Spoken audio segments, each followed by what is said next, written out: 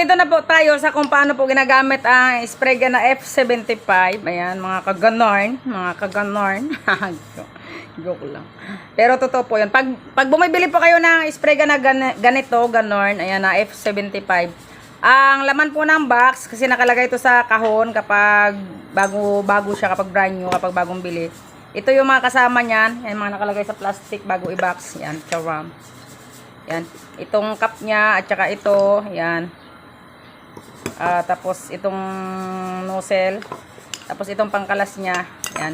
Isang set naman yan pag bumibili kayo ng F75 na spray gun. Ngayon, kung paano siya ginagamit, syempre kailangan nyo ng compressor, tapos hose. Yan. Tapos ganorn, no? Ayan yung mga ganorn, mga kaganorn. Yan yung pang-lock. Ito yung pinaka-importante sa lahat. Dapat meron kayong ganorn, ha? Yan. Tapos lagay ko muna siya dyan.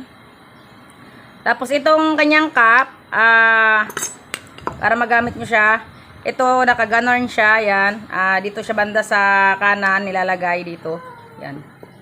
Naka-ganorn lang siya, yan. Ikabit nyo lang, mayroon namang ano to sa loob, may guide.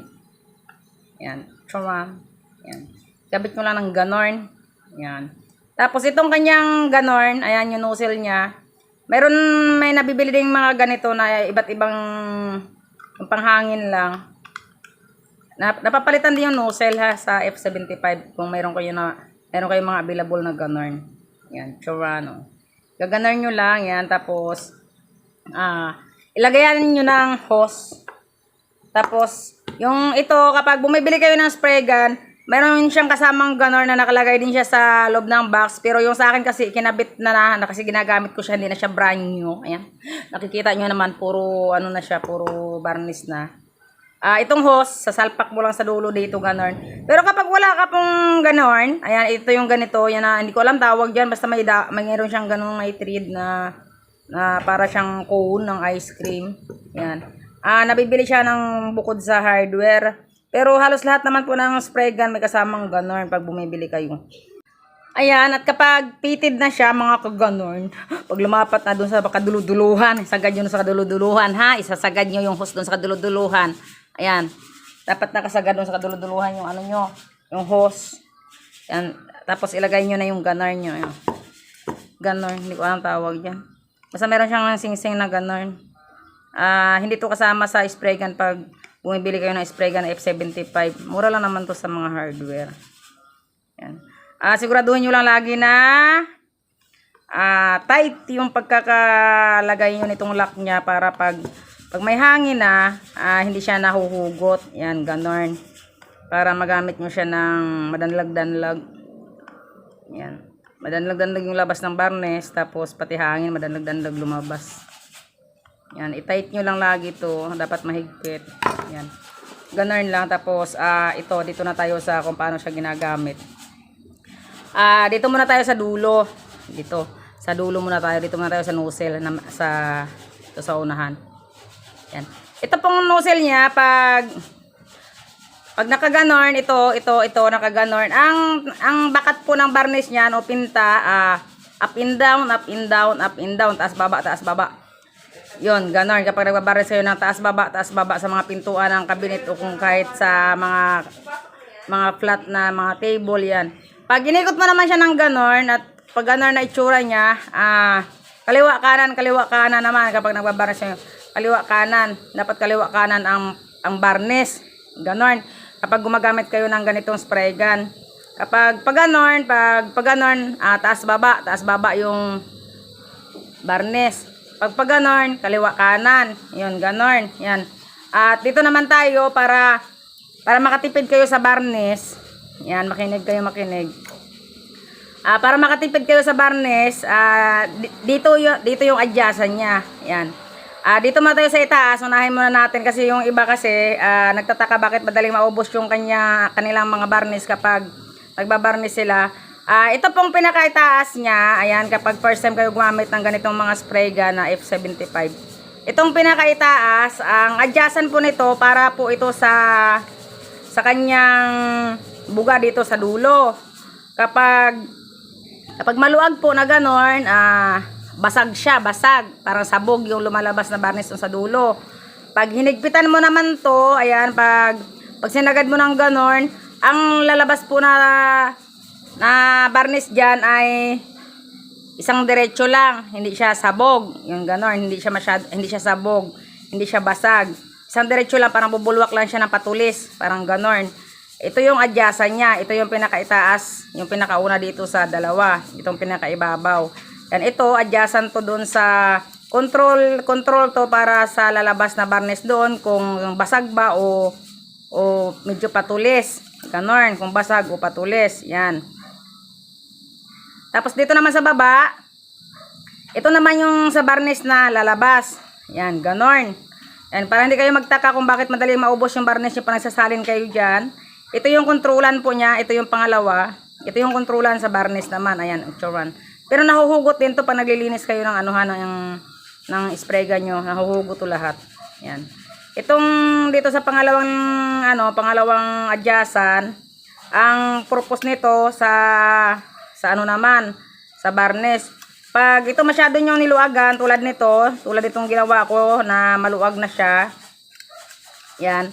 Pag maluag na maluag, magsalin kayo ng barnes dyan o pinta, saglit na siya maubos kasi napakadami niyang nailalabas. Kahit kontrolin mo siya dito, yan, bubulwak pa rin yung nandoon sa mas marami pa rin yung mailalabas niyang barnes kahit kontrolin mo siya dito kasi ang control nito para lang doon sa size ng barnes na lalabas kung basag o patulis, ganon. Kaya dito ang adjust ng barnes kung gusto nyo matipid. Ayan, higpitan nyo lang ng konti, tansyahin nyo lang, nakikita nyo naman. Bago kayo tips naman, para sa tips naman, bago kayo mag-final na i-spray nyo na doon sa inyong pag-i-sprayhan talaga mismo ay itesting nyo muna sa hindi kailangan na item. Halimbawa, mayroon kayong ganitong tabla na hindi siya kailangan. Ayan, doon nyo muna i-ispat bago nyo i-direkta doon sa inyong pagbabarnisan mismo. Ganun, para hindi masira yung gawa nyo. Yan. Dito yung mo tansyahin, pero pag sanay ka na kasing nagbabarnis, kahit hindi mo siya itesting doon sa kahoy o sa plywood, pag pinisit mo kasi to, naririnig mo at nakikita mo yung buga ng hangin dito sa dulo kung maganda na o hindi pa. Ganon. Kapag kinontrol mo yung mga ganon, itong sa taas, tapos dito sa pangalawa. Yan. Ito yung sa barnis, tapos ito naman yung sa adjust dito sa lumalabas sa barnes kung pabilog o kung patulis o basag. Yan. Tapos ito kung maraming barnes na ilalabas, luluagan mo lang, ganorn lang, mga kaganorn. Tapos kung gusto mo naman medyo matipid, ayan, hipitan mo lang konti, ayan, ganorn lang, tama lang. Tapos dito naman tayo sa pinakadulo, meron pa dito sa pinakadulo, yan. Ito naman po sa pinakadulo ay sa hangin. Yan, nagmumula dito sa hose ng compressor, yon. Pag gusto mo namang malakas yung hangin, ito lang yung pipihitin mo. Ayan, luluagan mo lang to para pag ginanorn mo, malakas ang hangin. Pero pag gusto mo naman na tama lang, higpitan mo lang siya ng konti. Dito mo siya pipihitin, yan. Para tama natin. Lagyan natin ng hangin kasi wala ng hangin yung compressor ko. At ito na mga kaganorn, mga kaganorn, may hangin na. Nilagyan ko na siya ng hangin, ayan. Tulad po nito, pakinggan nyo. Wala tong lamang barnes, sobrang lakas niya. Yan. Ito pipihitin ko lang siya ng konti. Yan. At pag hinigpitan mo walang hangin, kahit pigain mo lang pigain, walang hangin yan. Luwagan mo lang siya ng konti.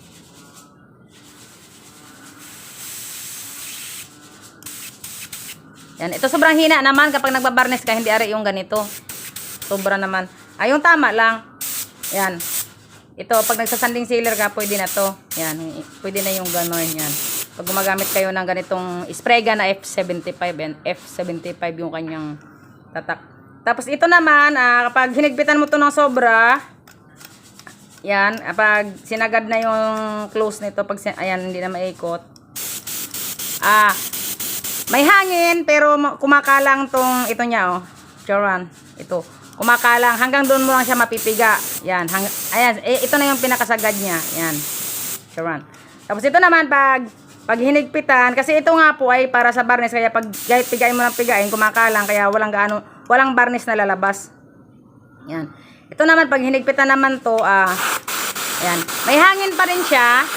Pero, wala din barnis sa lalabas kapag sinarado mo yung dalawa kasi hangin lang. Kasi sinara mo yung barnis, walang barnis na lalabas kapag nakalak yan. Kapag sinarado mo na, dito kahit pit-pitin mo dyan, hangin pa rin yung lalabas kasi walang barnis. Ganon. Kapag binuksan mo to, yan, at sinara mo to, may hangin na lalabas, pero yung barnis niya na lalabas doon sa dulo ay pabilog. Yun, isang diretso, isang patusok lang na ganon, parang patulis lang yung kanyang barnis. Kapag gusto mo namang basag, pag agan mo lang to ng konti. Yan. Para matipid sa barnis, ayan, ito lang yung adjustan nyo sa barnis. Ayan, huwag nyo kakalimutan mga kaganorn ha. Tandaan nyo yan. Makinig kasi kayo makinig. Ito yung adjustan sa barnis. Ayan. Tapos ito naman yung sa kanyang design, kung basag o patulis. Tapos ito naman kapag nagbabarnis ka ng pataas pababa, tsaka kaliwa kanan, ganon, yan, napipit. Tapos ito po, lahat yan natatanggal yan. Ito natatanggal to ng ganon ha kapag naglilinis kayo. Dapat lagi nyo nililinis. Maliban sa, halimbawa, nagbarnis kayo, tapos tips naman yun. Tips ulit. Kapag nagbarnis kayo, maliban sa hugasan mo lang siya, di ba kalimitan kasi kapag nagbabarnis, alog-alugan na siya ng thinner, tapos ibubuga, tapos okay na. Pero hindi po ganon. Dapat binabaklas to. Ayan, natatanggal tong yan. Kaya mayroon siyang ganon na pangkalas. Yan. Bawat ganyan po, may mga paggagamitan yan kung saan nyo siya gagamitin. Tulad nito, ayan, para siya dito sa gitna. Ayan. Tapos, itong iba naman para dito kung saan siya magkasya. Ayan, nakikita mo naman, pati ito natatanggal po yan. Ayan. Pati yung mga maliliit na ganon, pag naglilinis kayo kung gusto niyo siyang baklasin. Pero sa akin kasi, madalang ko naman siyang gawin kasi malinis naman ako sa spray gun, ganon. Kapag nagpo-polyurethane lang ako. Ayan.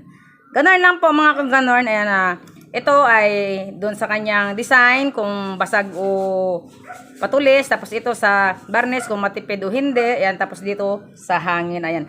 Itong tatlo lang ang pinaka-the best nyo na kailangan yung tandaan para ma-expert nyo yung paghahawak ng spray gun. Ganon na F75. O diba?